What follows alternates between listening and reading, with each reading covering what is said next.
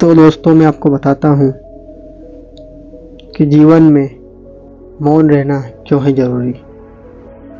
एक राजा के 4 बेटे थे। उसे समझ में नहीं आ रहा था उनमें से किसे राजा बनाया जाए।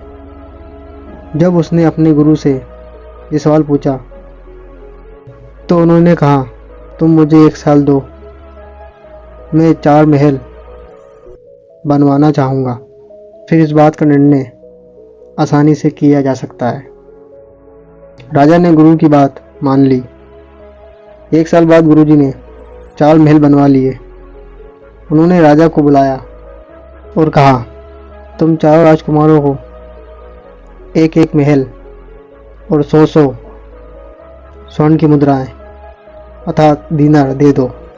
उनसे कहना कि स्वर्ण मुद्राओं का उपयोग महल को अच्छी तरह से भरने में किया जाए तो उसे इनाम में राजगद्दी दी जाएगी।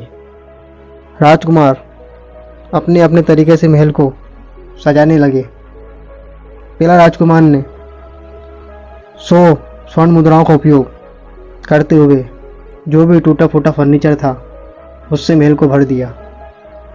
और दूसरे राजकुमार ने स्वर्ण मुद्राओं का उपयोग जुए में लगाया और जुए से जो पैसा जीता उससे अच्छा फर्नीचर खरीदकर उस महल को भर दिया। तीसरे ने बहुत सारे फूलों से उस महल को भर दिया।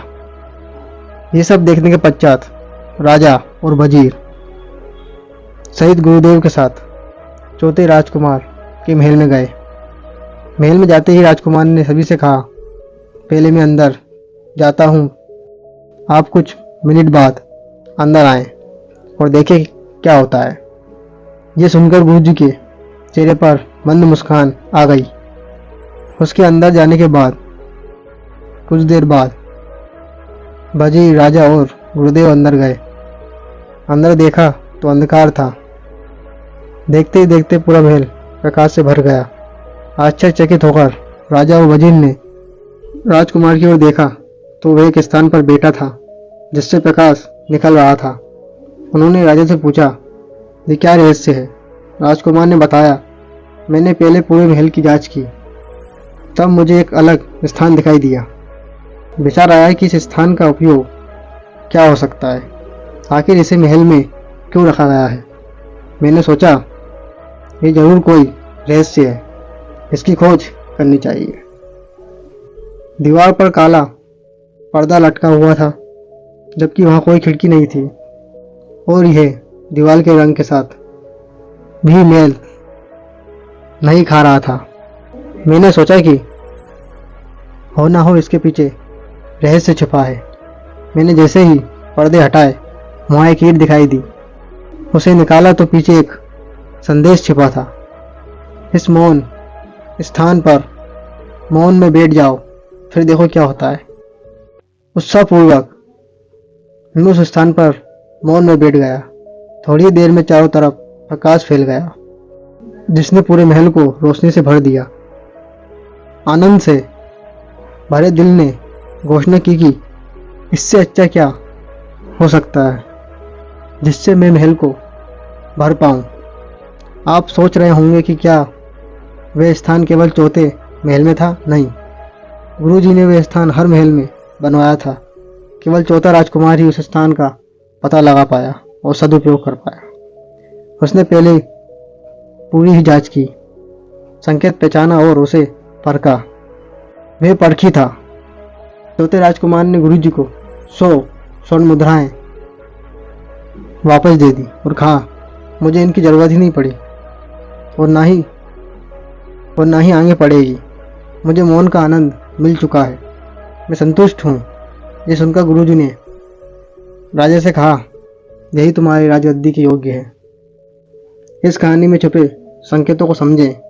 जिन महलों की बात की गई दरअसल वे हमें दिया गया शरीर, मानव शरीर यंत्र है।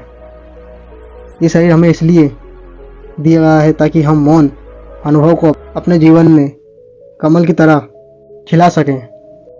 तो राजकुमार ने जिस स्थान की खोज की उसे हम कहेंगे मौन स्थान। जो संकेतों को पकड़ता है वही परखी होता है, वही मौन स्थान को खोज निकालता है। आपको भी अपने अंदर के मौन स्थान को खोजना है। क्या आपने ये सोचा कि चौथे राजकुमार को राजगद्दी क्यों दी गई? क्योंकि जिसे मौन मिल गया उसे सब कुछ मिल गया। वही बाकियों को सही दिशा दिखा सकता है। विश्व को वही लोग प्रेरित करते हैं जो जाने अनजाने में मौन स्थान से प्रेरित होते हैं। ये एक प्रतीकात्मक कहानी है जो मौन स्थान को आपके सामने प्रकट करती है। ऐसे महत्वपूर्ण स्थान पर हमें खाली शुद्ध होकर बैठना चाहिए।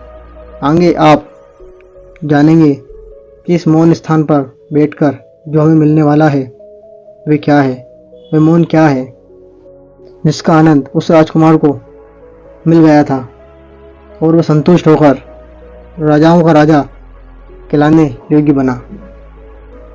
और यदि आपको हमारी वीडियो अच्छी लगती है तो चैनल को सब्सक्राइब करें।